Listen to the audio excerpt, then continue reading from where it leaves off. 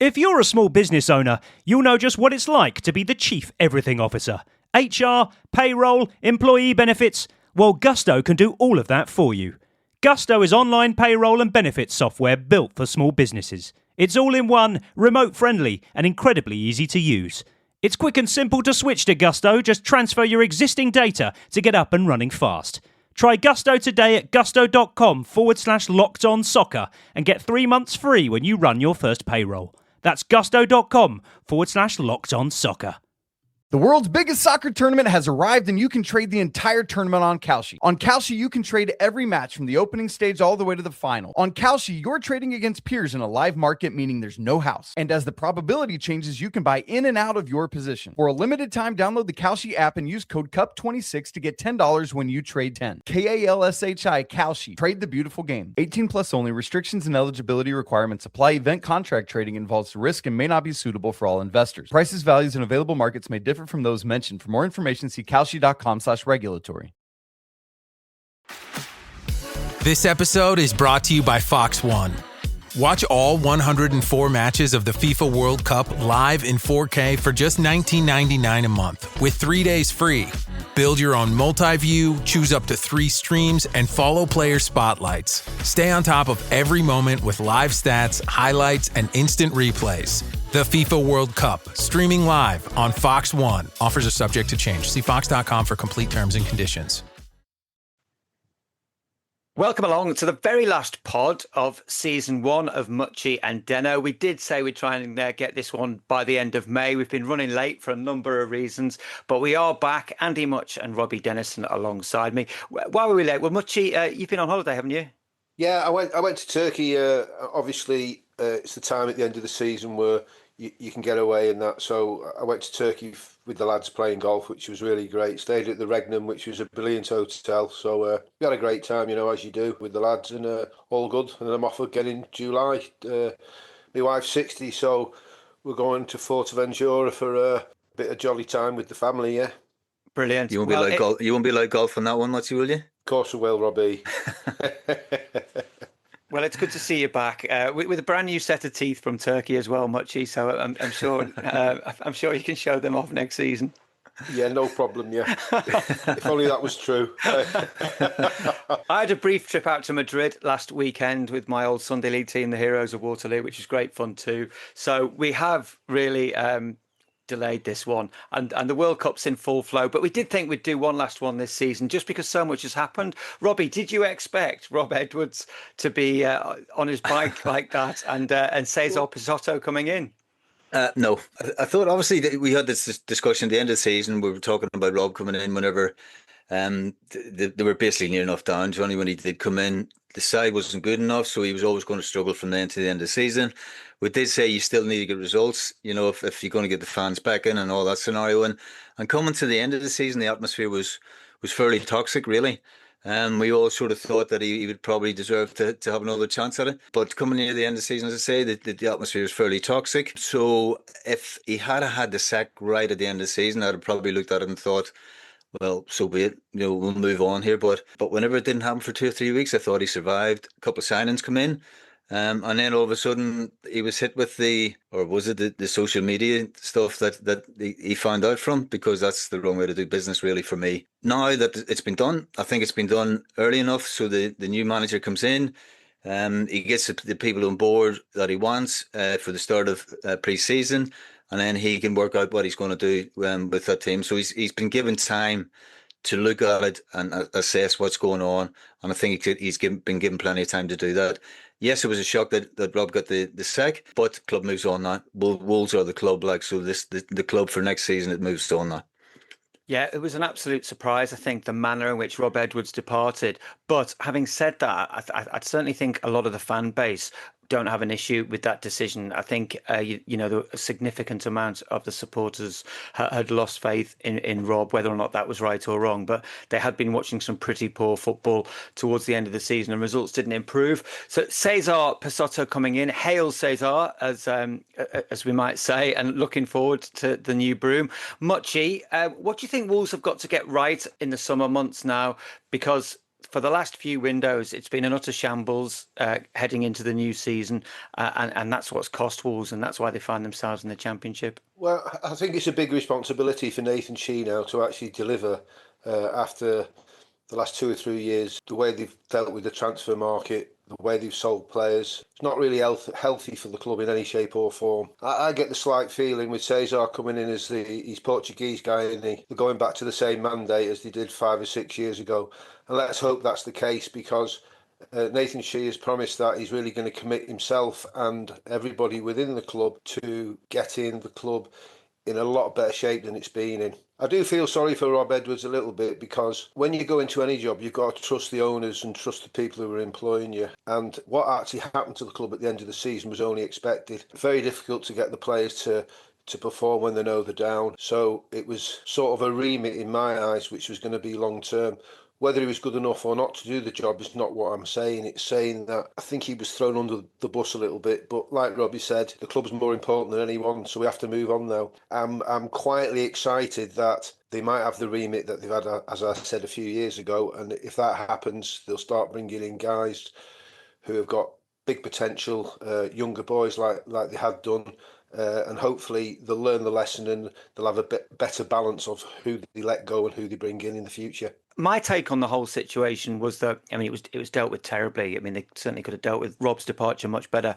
But I think the chairman of Fosun Guangchang is slightly concerned about the finances at the club and what is happening if Wolves do get stuck in the Championship for more than one season. They've taken loans out in the past on the club, on securities within the club, including the stadium itself, I think, against future revenues. And those revenues, particularly the broadcast revenues, won't be there if Wolves stay in the Championship. So I think he might have been a bit spooked by that, and as a result has tried to bring George Mendes back in closer than he has been in previous years, and given Nathan Shee maybe a remit to spend a bit of money and get Wolves out at the first attempt. I think if they get stuck in the Championship, I think we'll see some things with regards to the finances that won't look good, just in terms of the loans that have been taken out. I think as things stand, the finances aren't in a bad shape, but that's not what we're looking at. We're looking at what they might look like in 2 years' time if Wolves don't get out of the Championship at the first attempt. Does that make sense? Yeah, well, Johnny, I just think he should have been spooked a couple of seasons ago. You know, we might not get to this point, because I think I said to it in the podcast before, as a business, these boys don't want to lose money. You know what I mean? Because they're businessmen. They don't want to see their asset going from, if the club was worth 500 million, say, they don't want to see it halved over a couple of seasons or whatever. So they know that this 12 months that's coming up now is massive for this football club with regards to the business and where they're going to be with regards to their business in 12 months' time, 18 months' time. And I think Nathan Shee will be given all the tools to get them out of this division this season. We've seen with a couple of signings that they made. Yes, they're on freeze, but they're being paid big money to come to the club, aren't they? So the wages will be high with those two lads. So they're showing intent to how they want to move it forward. But there's still a lot of work still to be done to get lads in hopefully before the season kicks off, and even sooner than that with regards to getting them into pre-season and stuff as well. Yeah, I think we'll be in a far better position to judge what the squad looks like a few weeks down the line. I think this period now when the World Cup's on and there's players like Ladislav Krejci, who's still at the club but is probably going to leave, and others who are away, we really need to wait before we can make any judgment. We'll have a quick chat about Kieran Trippier and Raul Jimenez, because they are two very positive signings very early on, but I don't think we can judge anything until several more weeks have gone past and until Wolves have got their squad in shape. I mean, what do you make of it, Mutchy? Kieran Trippier coming in from Newcastle, and then Raul Jimenez coming in at the end of his contract at Fulham as well. I think really the club have tried to make a statement that a starting position, like you said, the World Cup will slow the whole transfer market down completely. Where we were late last year, a lot of clubs will be late this year for that particular reason. But certainly Jimenez is very popular at the club. He's still got ability, of course. He has got the experience, as Trippier has. So between them both, you've got to say there'll be hopefully very good signings. But I think it's more of getting the balance within. There's the experience you've got, and getting a balance in the squad, which is going to be hard work. And like Robbie said, he took the half the ball maybe a couple of years ago. What Jeff Shee was really doing, or what he was told that he should or shouldn't do, who knows? But there was certainly a disconnect going on. But we have to look forward, and I think the two very, very good players. I find it difficult when they come into us who are now in the Championship in how really they're going to perform. They are aged. I think Jimenez is 35 now, isn't he? I'm not sure what Trippier is, but he won't be far off that, will he? I suspect. But he's been a model professional everywhere he's been, Trippier. He's got plenty of talent. He's got great delivery. If you can keep them boys fit and then bring a few youngsters in, it might work quite well. Yeah, I think Trippier has echoes of the Dennis Irwin signing back in, I think it was the summer of 2002, when he came in with Paul Ince just to add that bit of experience, and he played a key role in the Dave Jones Wolves team that got promoted at Cardiff. With regards Raul Jimenez, Robbie, Mutchy's dead right. He's at that age where you wonder what he can contribute. But in terms of the minutes he's had, he hasn't played that much football for his age. He's been out for certainly a long period with that long-term injury that he seems to be fully recovered from now. And then he did a lot of rotating with, I think it's Rodrigo Muniz at Fulham in that number 9 slot. And his actual minutes for his age aren't too bad. So I'd be hopeful that he'll be relatively fresh. Now, obviously, he's now got a summer away with Mexico at the World Cup, which isn't massively helpful when you're that age, and he's going to be given everything for Mexico at the World Cup. But would you be quite optimistic that we can get a bit out of Jimenez next season? Yeah, definitely. I think the signing's for the fans, isn't it? I think with the ticket prices, I think that was for the fans as well.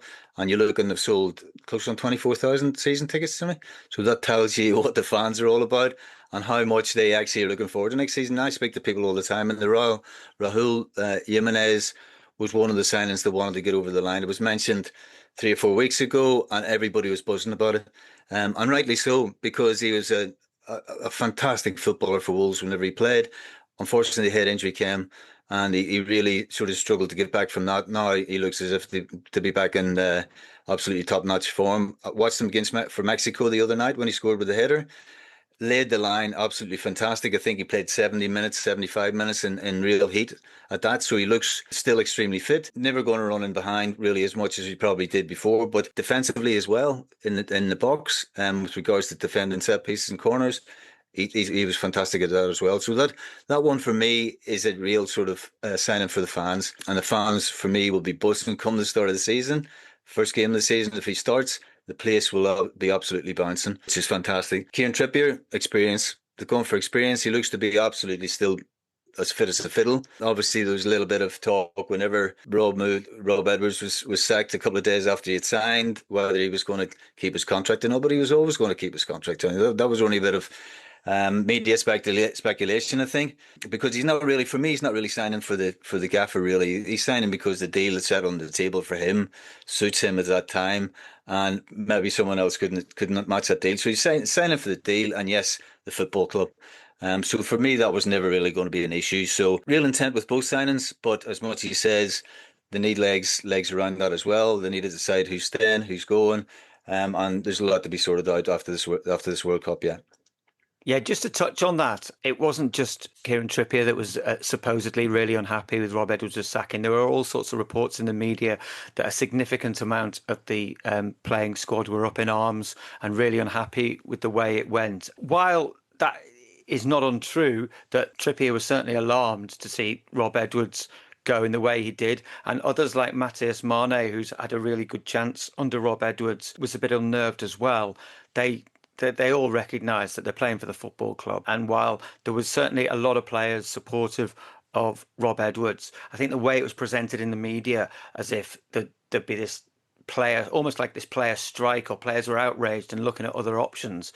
I think there wasn't any player in the building who would not have had a conversation with the new head coach coming in, chatted about what he wants and settled down and got on with their job. They're professionals after all. And you two, more than anyone else, know what it's like to be in a player in a dressing room when managers move on. Yeah, you're right, Johnny. Managers come and go, don't they? Particular players might like the manager that's left the club, and some of the players have made up that the manager's left. That's how it always rolls. But first and foremost, the players' responsibility are for the club they play for, the contract they've signed and all that. So for me, everybody who's at Wolves now should all be focused on what's ahead of them this season. I was just dumbfounded when he took the job under the circumstances, because you're not going to win games of football as much as you want to. He was doing particularly well at Middlesbrough, and it's sometimes be careful what you wish for. And where he got advice from, I don't know, but he's put a lot of trust in the club when he's gone there, because he knows games are going to be lost. Fans are going to get agitated because he's played for the club, so he knows exactly how the fans roll. If you're playing well, you're the heroes.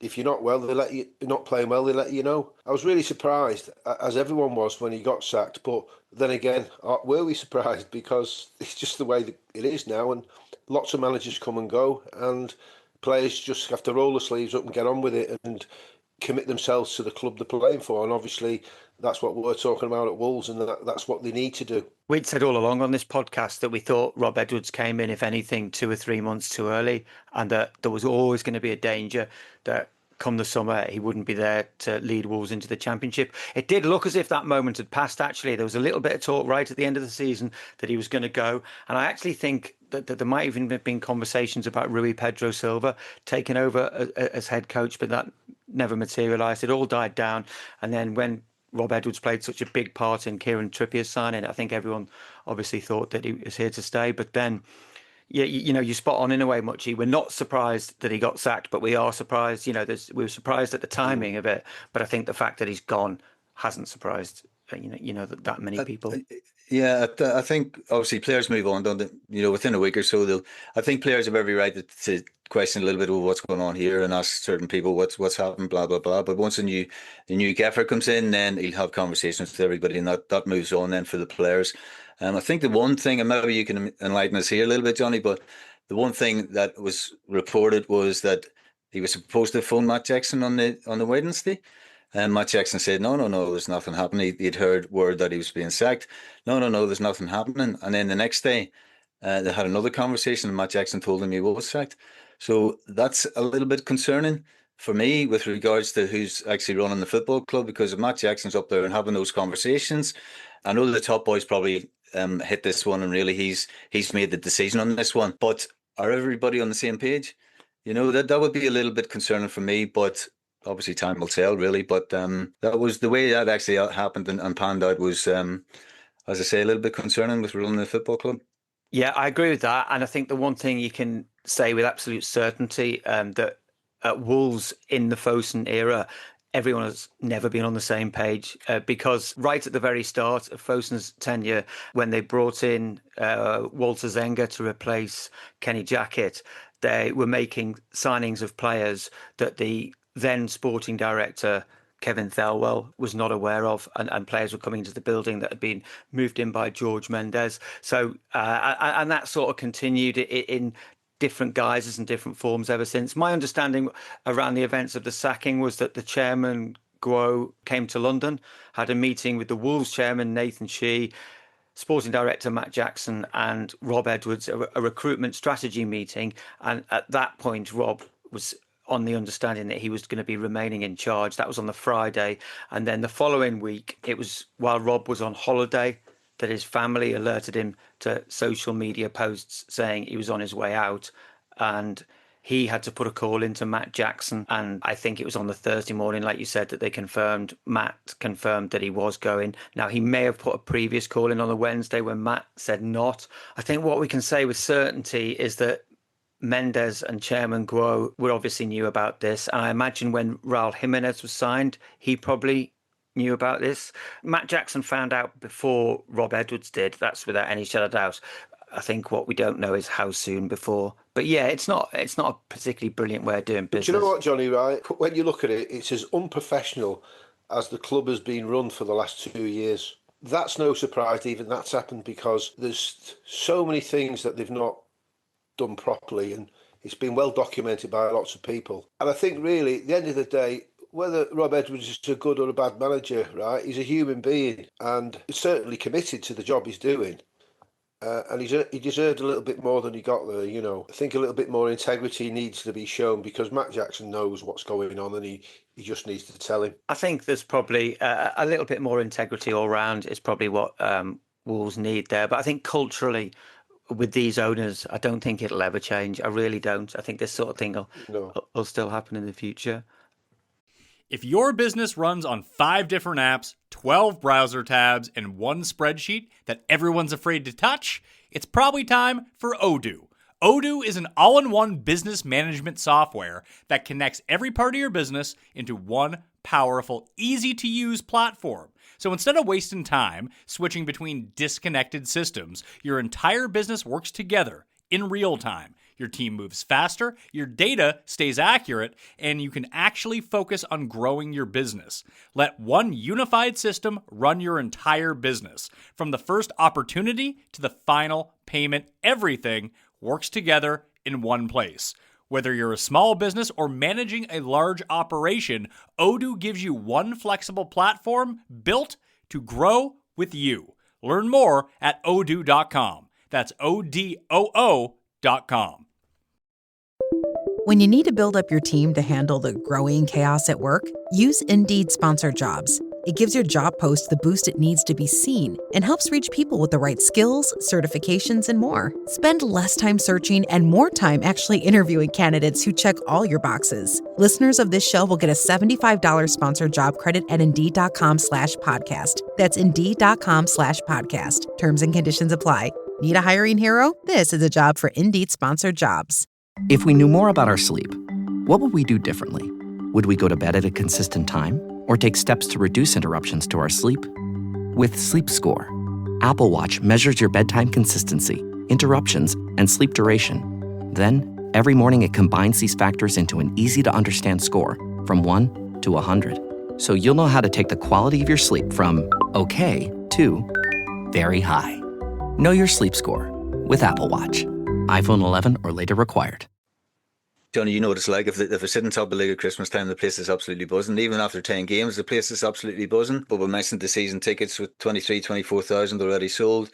Now, I speak to a lot of people, Wolves fans, and they were a bit disillusioned with the game and the Premiership, you know, with VAR and all that discussion, right? I think in a way, some of them are looking forward to the Championship. You know, remember whenever they had the good times under Nuno. So they are looking forward to it. But the crux of it all is they want to have a good season and get back in the Premiership as well and be in a better position to hold their own in the Premiership when they do go back. Very well said, Robbie. Moving on, we can't say goodbye to season 1 without touching on the really sad news that the Wolves' former manager, Kenny Jackett, passed away, you know, just at the age of 64 as well. He was such a phenomenal manager for Wolves at a time when, not dissimilar to now, they were a real mess on the pitch. They'd suffered a double relegation, and he came in for that 2013-2014 season, broke the points record, got over 100 points, cast aside a lot of senior established players, put his faith in youth, and Wolves got themselves back on more than a level footing, got themselves back into the Championship, and in many ways Kenny Jackett sowed the seeds for what happened next, which was the Fosun takeover and those great years under Nuno. Did either of you guys play against Kenny or have any dealings with him? I've never met him personally. I might have played against him, I'm not 100% sure. I spoke to him a few times on the phone when I was doing a bit of non-league managing, and he was interested in a few players. So, but on all accounts, he was a real credible bloke, honourable fella. Yeah, I think you're right, Mutchy. Johnny, and you mentioned it there. He came at a time whenever it was crucial for Wolves to get out of League One right away because they're really struggling. They're starting to go down the leagues again, and he took them back into the Championship. If you don't get out of that league within a couple of seasons, then you're really struggling then. So he actually got everything together, got them in the Championship again, and moved the club forward. So he did a fantastic job for the club. But yeah, you know, I'm 63 now, you know, and 64 doesn't sound old to me, Johnny, you know, and it's not. It's one of those things. But for the family and for the Wolves family as well, it was really sad to hear whenever I did hear it. Yeah, we wish all his family and friends all the best. And can I point anyone listening to this in the direction of Paul Berry's wonderful tribute on the Wolves website? Bez is a friend of our podcast. We know him well. And he worked for many, many years, all Kenny's time at Wolves. Bez worked with him as the head of media at the club. And he's written this quite incredible tribute to Kenny Jackett. and his time at Wolves on the Wolves website. So I'm sure you can find that if you head over to that. Just lastly, fellas, summer plans. We're going to take a few weeks off now and reconvene just ahead of the 2026-27 season. But I guess we're just going to watch the World Cup for a bit and play a bit of golf, aren't we? Yeah, I'm just heading over to Northern Ireland in about a week's time just to see the family, Johnny, for 3 or 4 days. I'm sure the sun will be shining over there, mate. But apart from that, yeah, World Cup, and then obviously just listening in and hearing what's happening at the club and see who's going and see who's coming in. I'm really looking forward to next season, to be honest, because I think, like anything, if you win games of football, you're happy. Wolves have got an opportunity now to put a squad together and, reinvent themselves and win a few games, and the supporters will love that because, as Robbie touched on before, when you're playing in the Premier League week in, week out against these sides and then things don't go your way, you don't get the look, VAR goes against you and all this, it's quite demoralising, and then if the fans aren't happy the way things are going at the club, it's their life and every day they eat and drink it, don't they? So let's hope that we get ourselves organised through the summer period and we come back, hit the ground running, get some wins under our belt and be able to talk positively about how the team are doing, because that'd be absolutely great, wouldn't it? Yeah, it would. And a lack of VAR will be great. I mean, we're only a couple of weeks into the World Cup now, and the VAR hasn't been the best at that World Cup already. So it will be one of the benefits and one of the blessings of being in the Championship next season is not having VAR and being able to talk more about football than anything else. But it's been brilliant working with you both on season 1 of the Mutchy and Denno pod. So let's just look forward to getting season 2 underway and hopefully having a far more positive things to talk about where Wolves are concerned. Yep, really enjoyed it, Johnny. And definitely, I've enjoyed both of your company on it, and we've had a good laugh. It's great we've touched base together more often now as well, which is nice. Yeah, and I think I'll definitely try to get to more games next season. It's more, that most of them are going to be Saturday at 3:00 now, don't you? So that's one of the good things. You can plan your weekend in advance, then, so that's one of the good things. But just hopefully the club getting back on track again. Brilliant. Well, thanks you, the listeners, as well for joining in and sticking with us throughout the season. We've really enjoyed doing these pods for you, and we'll see you back for season 2 in a few weeks' time. We have the tech to get food delivered in 15 minutes, but we all have horror stories about buying tickets. The Game Time app gives fans the advantage. Get amazing tickets in just a few taps. Fees are included, so what you see is what you pay. And the Game Time guarantee means authentic tickets at the best price every time. Take the guesswork out of buying tickets to concerts, sports, comedy, and more with Game Time. Download the Game Time app and create an account for $20 off your first purchase. Terms apply.